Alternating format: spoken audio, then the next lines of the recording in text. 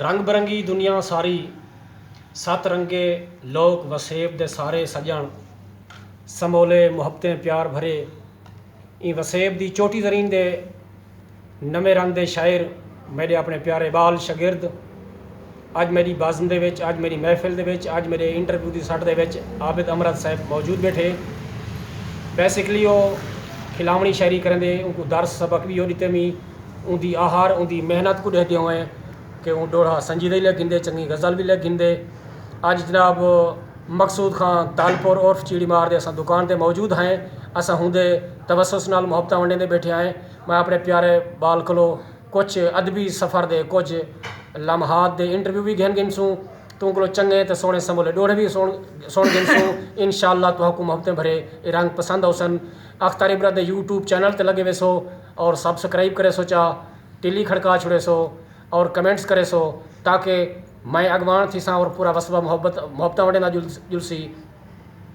اور رنگ کو سونے کرن واسطے میں عابد امرت کو گزارش کرے ساں کہ وہ اپنے کچھ تعارف بھی کروے سن. السلام علیکم امرت صاحب. وعلیکم السلام. استاد کیا حال ہے؟ ٹھیک ٹھاک تکڑے کھڑیا تھے. اب تساں کڈا کلو شاعری کیتی ہے تے کیا کیا تساں اپنے ادبی سفر دے وچ کیا کیا تساں لکھ سکدو تے کڈا کلو تقریباً شاعری کیتی ہے؟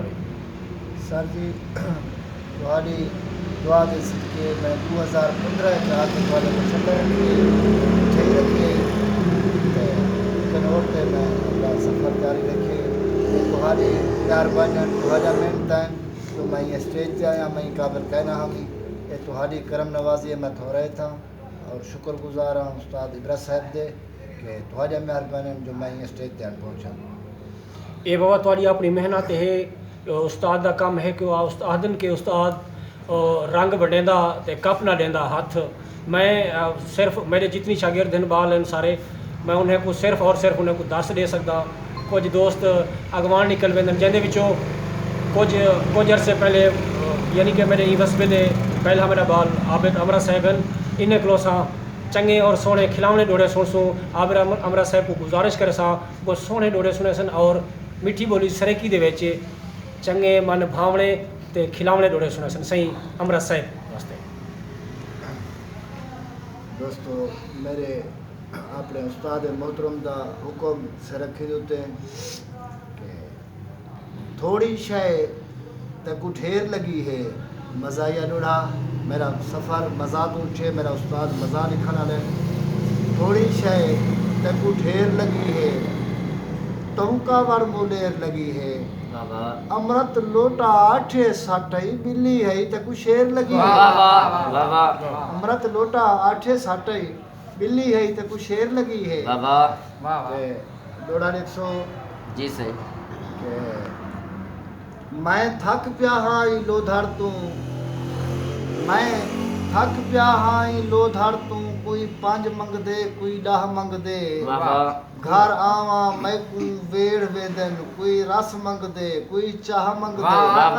5 من دا بورا سوکھا نہیں ہر بورا میڈا سہ منگ دے. 2 امرت لے لے لڑ گئے ہیں نک کھال منگ دے بیا گھام کہ ہتھے 2 آ گیوں اون پینچاتے اسا ڈر تو ڈتی دھاں کہیں نہیں. میرے پاسے درد کریں دے ہیں نو رو دے میڈا ہاں کہیں نہیں. اسا اپنے درد کو پی گئے ہیں اسا گدھا ہوں دا نہ کہیں نہیں. ساکو امرت سٹا لگ پیا ہے نو دا تریک کہیں نہیں میری بات کہیں نہیں. جو ہونی میں استاد حکم دنال میں سنجیتے ڈوڑے جو پندھ پیار دا اوکھا ہوندا ہے جے کرنے پیار تے پندھ کر وین. پندھ پیار دا اوکھا ہوندا ہے جے کرنے پیار تے پندھ کر وین. گھر بیٹھے یار تا نہیں ملدا جے گولڑے یار تا پندھ کر وین. اودی شرط دار تے ملسا میں دار چھوڑ دے دار تے پندھ کر وین. تیکو امرت پندھ نہ مار دے وے تو پندھ کو مار تے پندھ کر وین. تیکو امرت ਪੰਧ ਨਾ ਮਾਰ ਦੇਵੇ ਤੂੰ ਪੰਧ ਕੂ ਮਾਰ ਤੇ ਪੰਧ ਕਰ ਵੈਨ ਵਾਹ ਵਾਹ ਕਿ ਜਡਾ ਪੇੜ ਦੇ ਪਾਇਲ ਸਾਜ਼ ਵਜਾਏ ਲਾਇਆ ਕੰਨ ਦੇ ਝਾਰੇ ਝੁਮਰਾ ਵਾਹ ਵਾਹ ਜਡਾ ਪੇੜ ਦੀ ਪਾਇਲ ਸਾਜ਼ ਵਜਾਏ ਲਾਇਆ ਕੰਨ ਦੇ ਝਾਰੇ ਝੁਮਰਾ ਵਾਹ ਵਾਹ ਹਰ ਸਾਜ਼ ਸੁਰੀਲਾ ਜ਼ੇਵਰ ਦਾ ਰਲ ਸਾਰੇ ਲਾਇਆ ਝੁਮਰਾ ਵਾਹ ਵਾਹ ਮੂਈ ਮੂੰਝ ਦੇ ਮਾਰੇ ਦੀ ਲਾਇਆ ਮੂੰਝ ਦੇ ਮਾਰੇ ਝੁਮਰਾ ਵਾਹ ਵਾਹ ਜਡਾ ਚੰਨ ਅਮਰਤਾ ਮੇਲੇ ਚਾਹੇ ਵਲ ਤਾਰੇ ਲਾਇਆ ਝੁਮਰਾ ਵਾਹ ਵਾਹ ਬਹੁਤ ਕਿ